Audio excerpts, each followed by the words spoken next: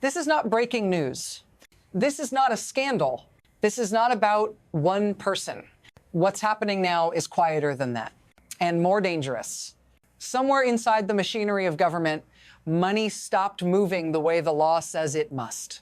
Not because Congress changed its mind, not because a program failed, but because support was measured silently by loyalty. You were told federal funding is neutral, that it flows by formula, by statute, by obligation. That assumption is no longer safe. What looks like a budget decision is actually a signal, a test of whether the system can be bent without snapping, whether entire populations can be sorted, rewarded, or denied without saying it out loud. If you think this is about policy, stay with me. If you think this can't happen here, definitely stay with me. Because this isn't the story yet. It's the condition that makes the next part inevitable. The instinct is to look for a face, a voice, a signature at the bottom of a memo. That's the wrong instinct. What controls the system now is not ideology, not even politics. It's leverage. Control has shifted to whoever decides when the money moves and when it doesn't. Not through legislation, through delay, through silence, through administrative discretion, stretched just far enough to feel normal. This is not governance by law. It's governance by friction. When funds can be paused, reviewed, reinterpreted, or temporarily withheld, the system becomes responsive to pressure instead of rules. And pressure doesn't come from voters. It comes from power. States don't negotiate policy anymore. They negotiate survival timelines. The architecture still looks constitutional. The paperwork still exists. But the operating system underneath has changed. And once control shifts from statutes to switches, the question stops being what is legal and becomes who gets cut off next. That's where the quiet shift begins. For a long time, this system worked because it moved slowly. Federal money used to arrive late, sometimes inefficiently, often frustratingly, but it arrived because it had to. That expectation was the stabilizer. Now compare that to the present. Funds are approved, announced, celebrated, and then suspended. Not canceled, not denied, just held. That difference matters because cancellation triggers alarms.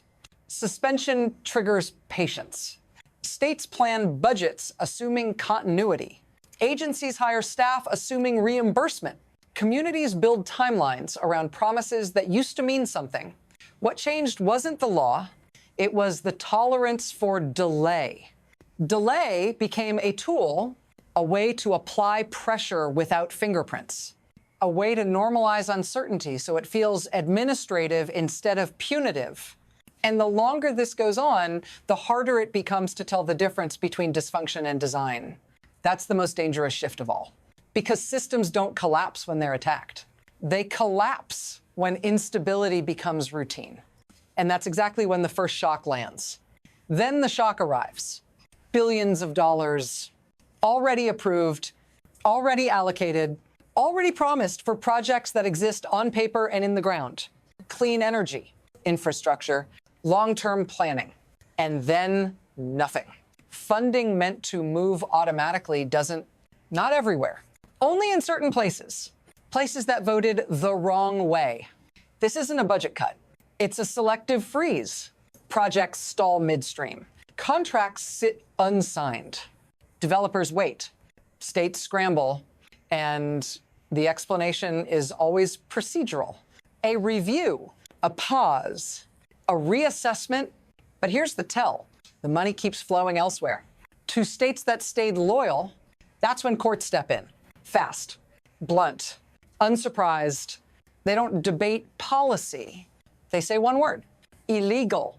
And suddenly, the real story snaps into focus because this wasn't a mistake.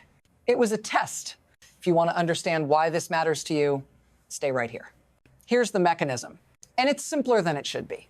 Congress authorizes the money. The law is clear. The obligation is mandatory. But the executive controls the plumbing. Agencies decide timing. They define compliance. They interpret eligibility. That's where power lives now. If you control when funds are released, you don't have to say no. You just have to wait. States that comply get certainty.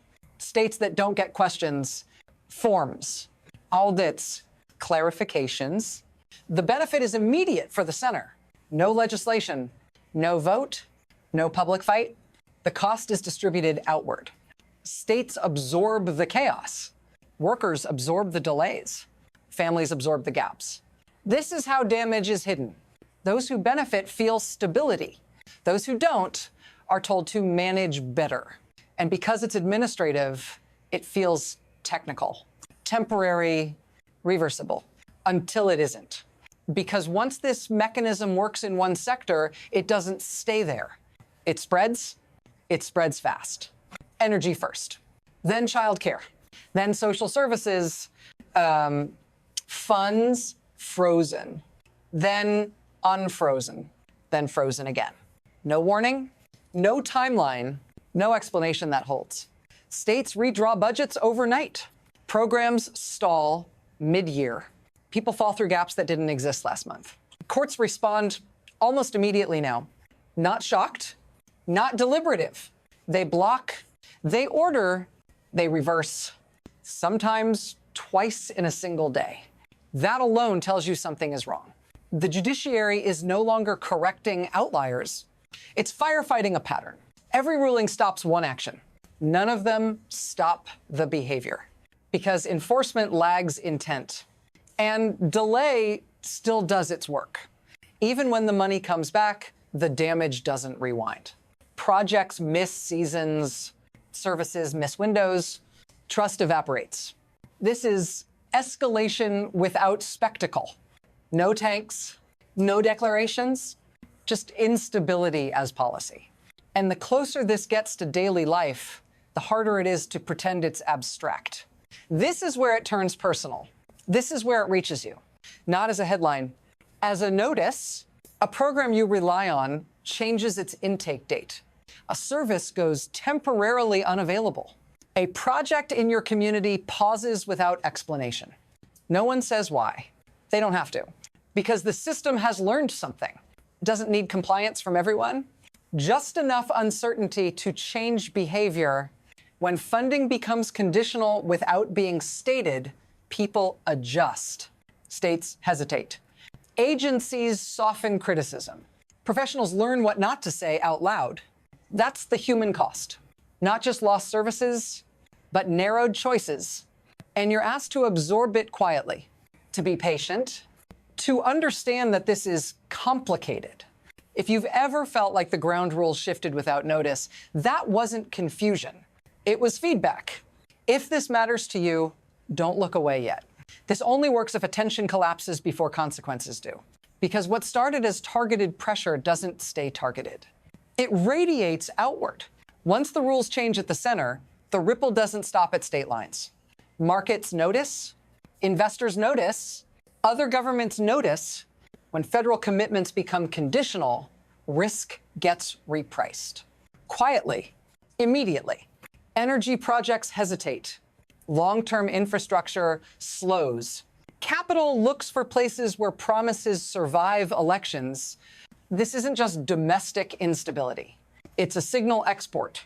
If the United States can treat internal regions differently based on political alignment, the assumption of uniform governance breaks down.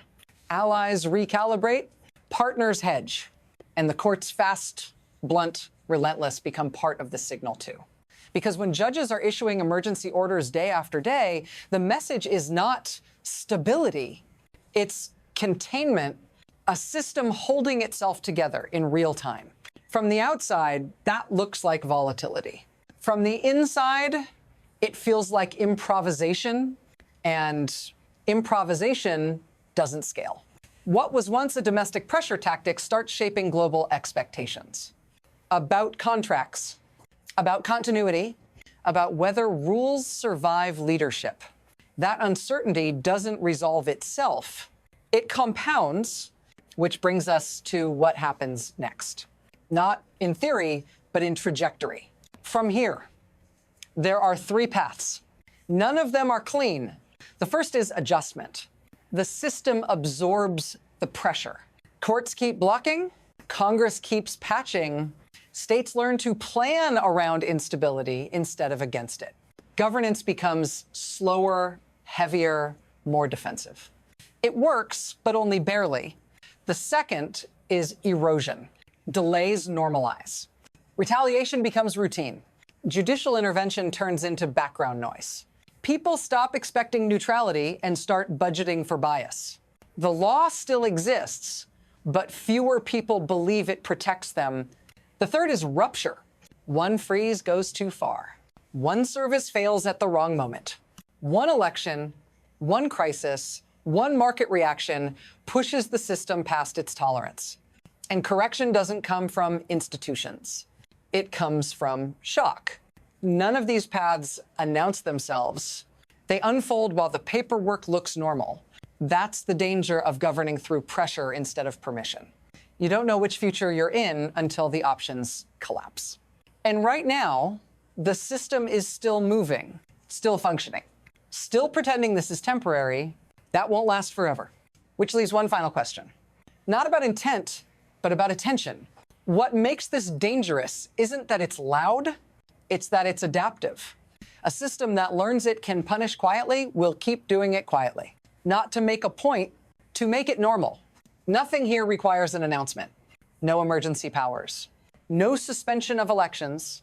Just enough friction. Just enough delay. Just enough uncertainty to teach everyone where the edges are. And once people learn to stay inside those edges, the system doesn't need force anymore.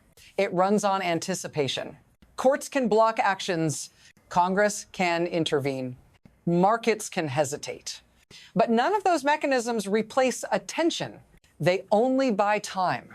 The real question isn't whether this is legal, or who started it, or how it ends. The question is how much of this becomes background before anyone insists it stop being invisible. Because systems don't fail when they break rules. They fail when breaking rules no longer feels shocking. If you want to understand where this goes next, what happens when pressure governance meets an election cycle, a budget deadline, or a crisis? Don't disengage here. This story doesn't end with this video. It continues wherever people are still paying attention.